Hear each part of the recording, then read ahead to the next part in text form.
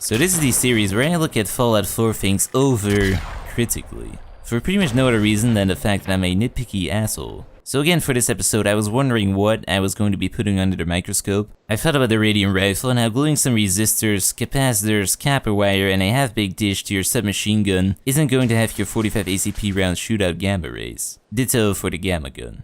Then I thought about the junk jet, and how turning a lawnmower inside out isn't going to have it shoot out gold bars into outer fucking space on fire. That's some pretty expensive ammo, come to think of it. But then I came to the Broadsider, and it hit me. It hit me like a naval cannon tied to a rusty metal frame. This thing doesn't make any goddamn sense. Now let me explain why.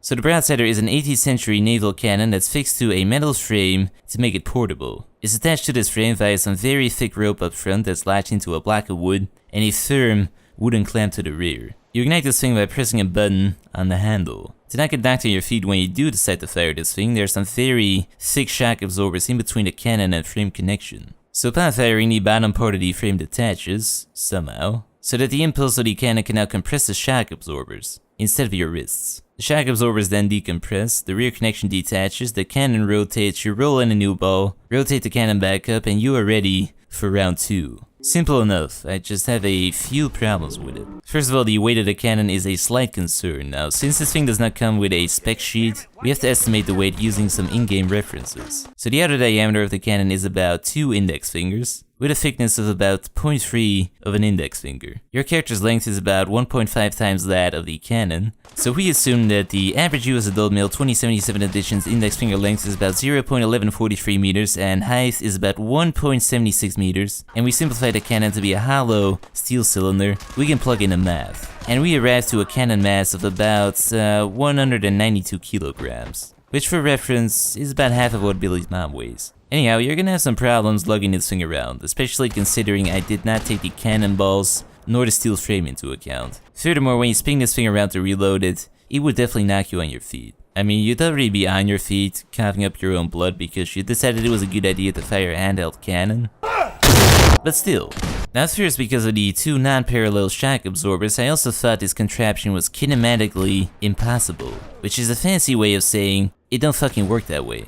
But after simplifying things a bit, it turns out it's actually kinematically possible. If the front part of the frame detaches, the shock absorber can rotate and compress. It just kinda doesn't really do that, and instead it warps through the piece of metal. But oh well, you can't win them all, Bethesda. And while I'm being nitpicky, there's no logical means by which this part of the frame detaches. Same for the rear, which suddenly compresses without pulling the cannon back. Oh, and also that part of the frame up front snaps back into place. And for the reload, the cannon warps through the frame. Overall, the design could use a few improvements. And speaking of design improvements, the rope up front and a tiny wooden clamp to the rear would not hold. And while I'm at it, the rear shock absorbers aren't really attached to the metal frame by much of anything. And finally, when you reload this thing, you don't actually put any propellant in it. Just a cannonball. Now with all of that out of the way, it's time to go look at some of the Broadsider's attachments to see if we can make sense of those. There isn't a whole lot, so we start off with the steady grip. The standard grip is just a piece of metal, so the steady grip adds a bridging spring connection and some cloth, which makes it steadier. I mean, it doesn't really make a lot of sense since those 2 parts of the frame are already connected, so the springs aren't really going to be absorbing much of anything. But the real icing on the cake is the multi-shot canister. So by welding a canister to the bottom of this naval cannon, it's turned into a semi-automatic cannon. You now get 3 cannonballs for the price of reloading just 1. I mean, I just think it makes the whole package look a tiny bit too blue. It's not very stylish. Oh yeah, and it also doesn't really make a lot of goddamn sense, but I've already grown used to that. Anyways, those are my gripes with the Broadsider. So if you enjoyed this video, be sure to leave a like, and if you absolutely hated it, be sure to write your most creative insults in the comments. We had some real creative ones in the last video. I mean, a lot of shitty ones, but some creative ones as well, so I can appreciate that. Sort of. Also, if you have any suggestions for any Fallout related things that I should look at over critically, be sure to post them in the comments as well.